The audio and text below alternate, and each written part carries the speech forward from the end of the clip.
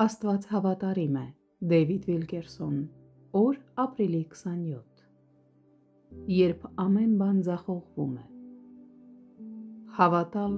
երբ ամեն ինչը ձախողվում է, չափազանց հաճելի է և շատ ընդունելի Աստծուն։ Տեր Հիսուսն ասաց Թովմասին.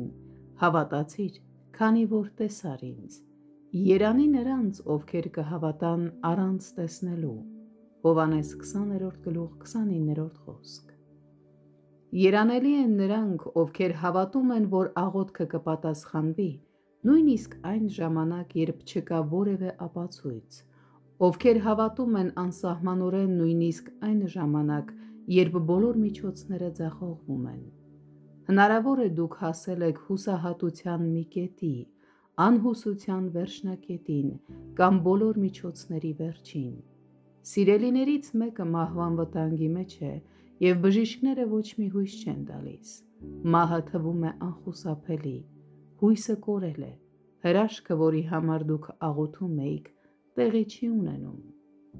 Այդ ժամանակ սատանայի հորդանները կհարձակվեն ձեր մտքի վրա վախով, զայրույթով և ջախջախիչ հարցերով։ Որտե՞ղ է հիմա քո Աստվածը։ Այնքան աղոթեցիր, որ անգամ արցունքներ չմնացին, ծոմ պահեցիր քո խոստումները, վստահեցիր։ Նա ձեր մտքում հայհոյանքի մտքեր է սրսկում։ Աղոթքը ձախողվել է, հավատքը ձախողվել է։ Պետք չէ հրաժարվել Աստծուց, պարզապես այլևս մի վստահիր Նրան։ Անգամ ձեր մտքի մեջ կսրսկի Աստծո գոյության կասկածները։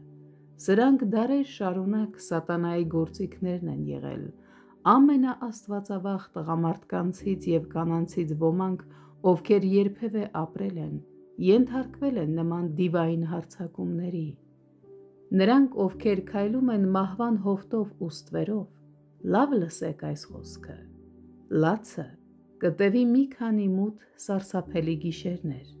բայց այդ խավարում դուք շատ շուտով կլսեք մեր Հոր նուրբ շշնջոցը. Ես քեզ հետ եմ։ Ես չեմ կարող հիմա ասել քեզ,